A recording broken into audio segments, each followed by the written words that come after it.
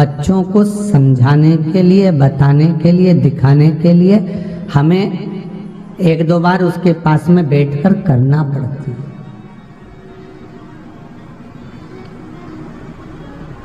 कभी कभी करना पड़ती हो।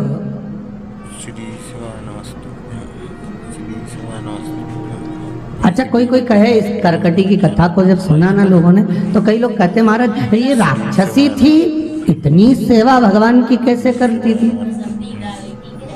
जरा सोचने वाली बात तो है ना, कि इतनी सेवा क्यों करती, कैसे करती थी। तो यहाँ शिव पुराण की कथा में आप जब प्रवेश करें, तो लिंग पुराण की कथा में जब आप प्रवेश करें, तो दोनों पुराणों का स्मरण करेंगे तो पाएंगे कि करकटी की माँ शिव की परम उपासक थी।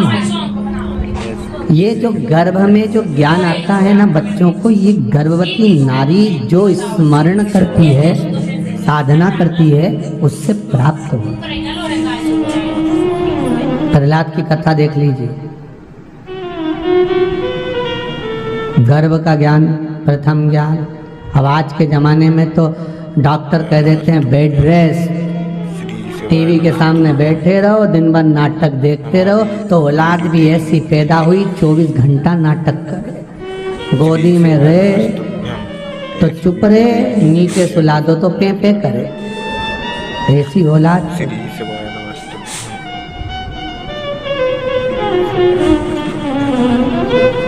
जैसे नाटक बहू बच्चों को जन्म देने के समय पर करती है, वैसे ही नाटक उसकी औलाद उस बहू के सामने करती है। तुमने मेरे को कुछ भा नहीं दिया, मैं कुछ नहीं खाऊंगी, भूखी रहेगी, बाजार से मंगा कर खाएगी, तो औलाद भी ऐसी पैदा हुई। घर का भाई नहीं, औलाद का मीन मीन खिला दो, समझ गए। औलाद अब पंडित जी से पूछ रही, गुरुजी ये कुछ खाता ही नहीं, चिड़चिड़ा हो गया। तो गुरुजी इतना पूछ ले, जब ये पैदा हुआ था तू कैसी थी, तेरा बता। 9 महीना जब ये गर्भ में रहा तो तू चिड़चिड़ तो नहीं करी, भोजन भाया कि नहीं भाया, घर का तो खाती नहीं थी, पति से कह देती मेरे को कुछ अच्छा खाने का मन कर रहा, वो भी बेचारा जेब में भर के लिया था, चुपचाप से खिला दे बस। जैसे बच्चे को जन्म देते समय माता के लक्षण रहेंगे, औलाद में वही तो आएंगे। जी तुम ही बोलो, अच्छा है, सही है कि गलत है। फिर वो अब तुम अंदाजा लगा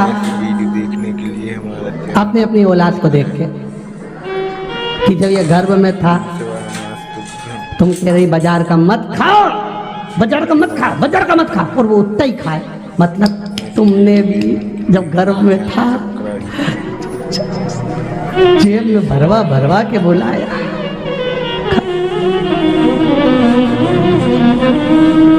जरा इतना बता दे काना तेरा रंग, तो वो बता देगा क्यों काला, क्यों, उसका कारण। राधे राधे दोस्तों, पंडित प्रदीप मिश्रा जी की ऐसी वीडियो देखने के लिए हमारा चैनल सब्सक्राइब करें। राधे राधे।